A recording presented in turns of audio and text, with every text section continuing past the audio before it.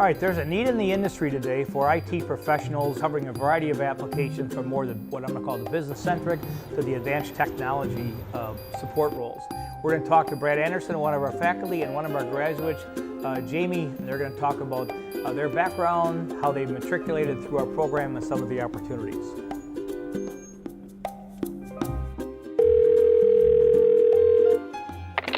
Hello? Hey Brad, it's Scott. You got time today to grab some coffee and talk about the Information Telecommunication Technology program at Century College? Sure. Why don't we meet at Dunn Brothers? All right, I'll be there in about a half an hour. See you then. You bet. All right, thanks. Bye.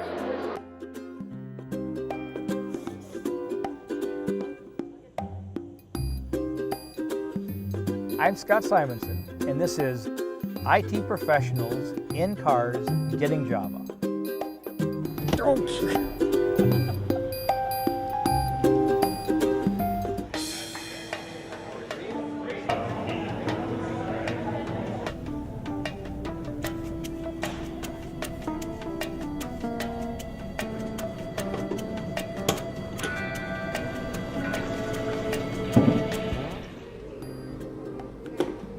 So today I'm meeting with Brad Anderson, who is a part-time instructor at Century College and a full-time project and program manager for the Packet Tracer program at Cisco Systems.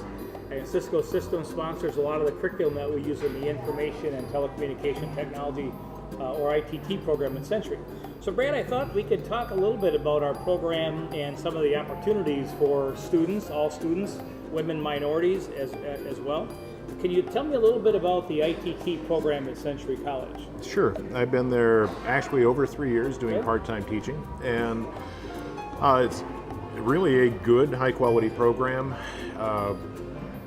One of the things I really like about what Century does with their program is they have the core courses, and then they have higher level courses. You have different tracks that you can go through, and I think it's really appropriate to provide a lot of diversity to the courses, but specifically the core set of courses is about networking.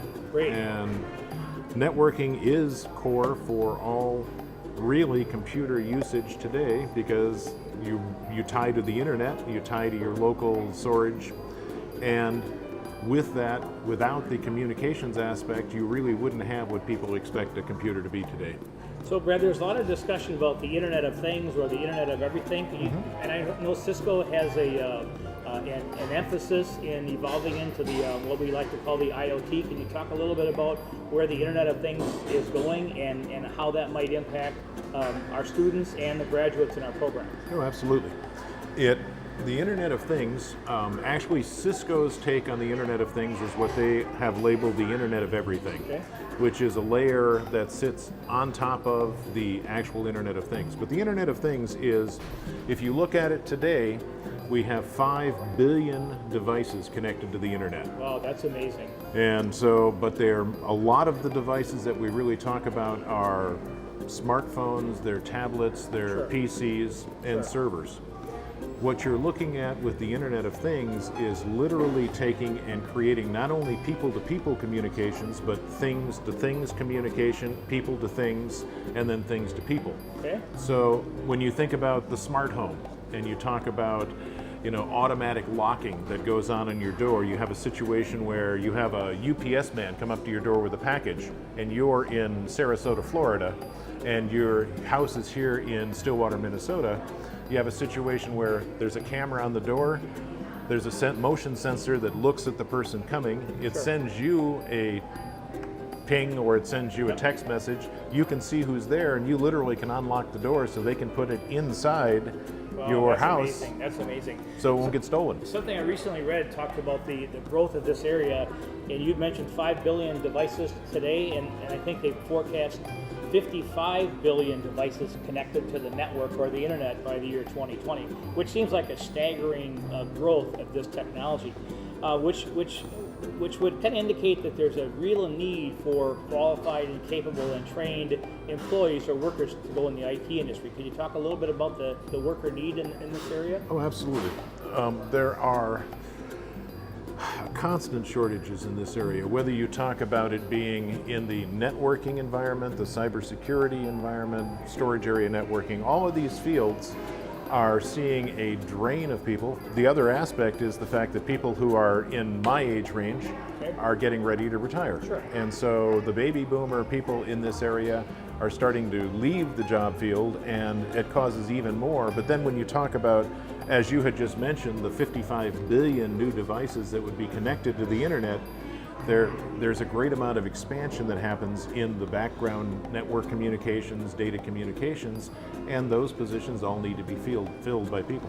Okay, currently there's about 11% of the IT workforce that's comprised of women in IT, and I would assume that with the growth and the need for workers that we're going to have to change that number to more than 50%. Can you talk a little bit about the opportunity for women in this field as well? Sure. One of the things that really I think has prevented women from getting into this field is the aspects of math, science, and they tend to, it's a situation where the perception is they shy away from that. Sure. And these fields really, they do involve some math and science, but it's not as complex a math and science as people might think. It's no more complex than doing accounting or general adding and subtracting in math fields. Sure. But the other opportunity here is, especially for women in these fields, is there are grants and there are opportunities for them to actually move forward in the position, because it is really seen as a shortage and an inequality for the data processing field to not have them. Currently, I think most of the women who graduate from our program are all receiving multiple offers, but as are the males in the program, which kind of defines the need today, and I think that is going to become even more extreme. Can you talk a little bit about what some of the jobs are that you've seen our graduates land as they go through and matriculate to our program? Where are the graduates landing? What kind of jobs and what kind of companies? Well, I think you have, a number of positions out there. You really talk about, and as I was mentioning before, when we talk about the actual network program itself being the fundamental, we have people going out and working in small business, medium business, enterprise level businesses in the network technology area. So they're network administrators, network technicians, network installers. So there's the core with the networking aspect. But again, as I had mentioned, with the advanced tracks that go into it, we also have placed people in cybersecurity. We've placed them in general network security, storage area networking. I know is a real growth area in our program. Exactly. Along with things that don't get mentioned too much, we start talking about video communications. We start talking about IP telephony. All of these things run across a converged network, a network that supports all the traffic. Sure. And so these people become critical in all of those different areas. So the ITT program really kind of focuses on the converged network aspect of IT, which is really a framework or foundation for everything. Another aspect I've seen are a lot of our students are getting into the program or IT project management role as these organizations are evolving their technologies. There's a huge need for IT professionals not only to understand the core technologies or the technical aspects, but also to understand aspects of project implementation, project management, so a lot of opportunities. Could you give me kind of an indication of the skill sets that people need to have coming into the program, which would be helpful? Well, obviously what you talk about initially is they need to have networking skills. And when I talk about networking, I'm talking about data networking, but it also includes people networking. Okay, social networking. And a lot of these types of jobs these days work with basically with someone who actually works from home. So they're a telecommuter. As a matter of fact, my job itself, I've been a telecommuter for the last 11 years. No kidding. Wow. And I work from home, and Great. I work through, and as you were talking about project management before, that's actually my major position.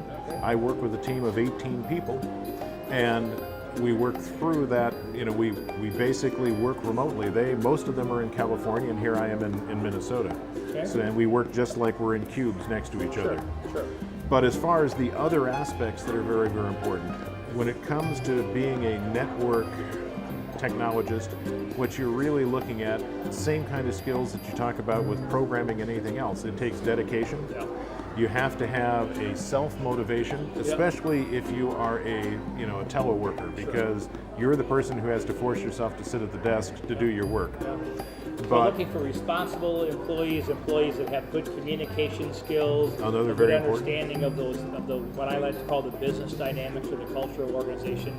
So it's not just what we like to say is technical geeks. There's really opportunities for all aspects of people in the IT environment, which we're really hoping to capitalize on here at Century. Well, that's. I'm going to add one other thing before we get out. One of the other things that is critically important today, especially in this business, is you have to be a continuous learner. Yes. You have to be able to self-pace yourself, or you have to be able to be willing to go back and take more classes in order to be able to keep up with current technology and current methodologies that work through the business. Okay, and I understand that IT jobs are among the highest paid in society today. So something's read indicated it's the third highest behind doctors and attorneys. A lot of opportunity, pay is pretty good, and in this particular market, the Twin Cities market, we get a great demand for our graduates. And you don't have to pay malpractice insurance. Well, great, Brad. It's been very helpful. I was talking with Jamie, one of our recent graduates who currently is working for Dell, and she's agreed to meet with us and kind of show us around her organization and talk about some of the strengths. So why don't we run up to the college and we'll set up a meeting with Jamie. Okay. All right. Great. Thanks, Brad. Let's Thank go. you. Welcome back to the conference. Come on now.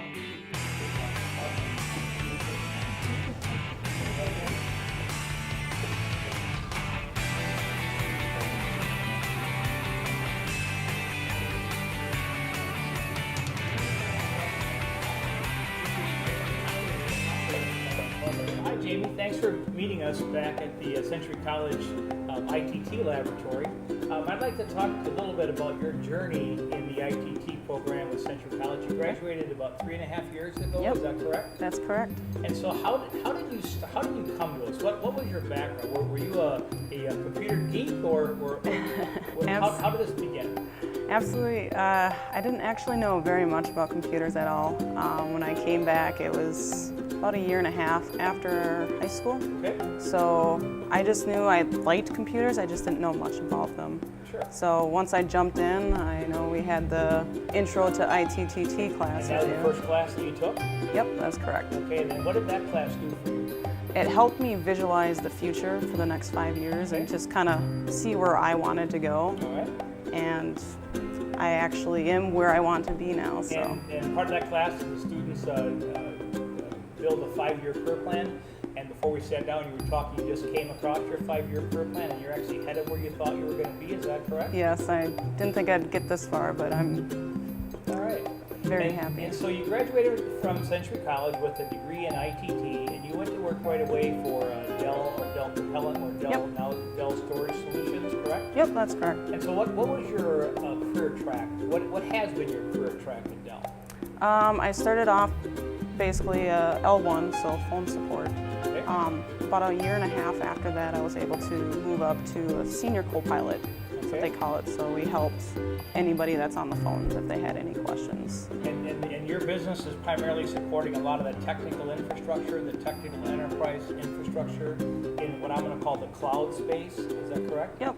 With Compellant, I mean, we get so many different calls. Sometimes it's networking based. We kind of try to help any of our customers any way we can. And I'm assuming your networks, your customers are all around the world. You're a global support organization. Is that correct? Yep. And what's your current job title? It is Enterprise Technical Support Advisor. Okay, and you took a lot of networking courses here, is that correct? Your actual concentration, if you look at the ITT program, we have about 5 different advanced concentrations: advanced networking, information security and assurance, with the cybersecurity component, the storage area networking, there's a voice track, and now there's also the MCSA track. And which one of those did you specialize in when you were here? It was the information security. Okay, but now you find yourself in the storage area networking space. Can you talk about how that happened a little bit? Yeah, absolutely. I graduated in 2011 here, and I actually knew one of the students, Corey, and he recently got a job there. So I reached out to him and got an interview set up, and when I was speaking with him, I since I took a lot of networking classes, I kind of pitched that as my background, and they were very pleased with that. Great. So it definitely was helpful in me getting the job. So you were able to walk in here not knowing hardly anything about computers and computing technology, and you were able to learn and evolve pretty much using our laboratory. And this is the only college, or one of the few colleges in the country that actually has a physical storage area network laboratory, which is primarily supported by business and industry. And so you were able to go through this program and then jump in the industry with your business skills, your social skills, as well as your technical skills, and really evolve that into a pretty successful career. Is that correct? Yeah, I would say so.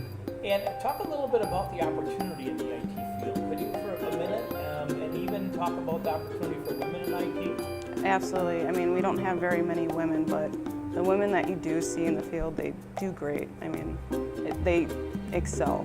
Okay. All the women there's probably just a handful, about 5 women at my company that in just the technical aspect. Yep. But every single one of them, including myself, I feel like we've been able to excel. And they all pretty much started with the same background, I would assume? Yeah. Knowing relatively little about computing technology, but got into a college program and built their strengths and their characteristics? Yep, and I was able to build from there. So what about the need for graduates today? How is the need strong still? In the technical background, definitely. I mean, I could go anywhere in the country and find a job. I mean, not necessarily with a SAN background, but just with the virtualization that I've learned on the way and with the networking, I could find some type of job that would be in my career. And even in the security arena, you still could, if you wanted to evolve into that particular market, especially with your technical background, I'm assuming? Yes, absolutely. I'd have to work and do a little bit of more training on my aspect to kind of get me up to speed, but. So what are some of the technical characteristics or the characteristics of students, do you think, coming into a program like this? I mean, I think some people come with a little bit more self-learned background, but you get people like me that was completely new, didn't know very much at all, so I think there's a wide variety of background. And I'm assuming you always went to class? Yes, yes. Well, tried to. Well, great, Jamie. It's been great having you come back to Century and talk about your career and how you've evolved. Where do you see yourself in 5 years? Well, hopefully I'm still with Compellant. I mean, they have great opportunities there, so hopefully I can get promoted into another level, level 4. Okay, and when you graduated from here, you continued your education and went to St. Mary's, right? And finished your 4-year degree? Yep. And how long did that take you? With the fast track that they have for adults, it was about a year and a half. Right, so we actually have articulation agreements with several colleges within the region. I would say a vast majority of our students do go to St. Mary's, and we have a great relationship with them. So do you think that has helped your career, finishing or connecting a BS degree on top of this AA degree? It definitely helps. I mean, a lot of employers that I've seen, they do want that bachelor's degree. Yeah. I mean, at least associate, but the bachelor degree is definitely going to help. Sure. Well, great. Any other advice that you have for new students coming into the program? I would say, yeah, come in and take your intro class, kind of see, and then kind of look into different aspects, networking or security, and kind of just see what you like. And or storage area networking. Yeah, storage. Yep. Exactly. Yep. Well, great. Well, Jamie, it's been a pleasure seeing you again, and thanks for your help. Thank you. And let's go on a tour of the rest of the college. Okay. All right, thanks. I was going to say, you jumped my line, sir. Oh, I did it again. I was waiting for you to clap. Very natural. For this? Yeah, she's already got the coffee. Okay. So I'm now the introducer. We're just going to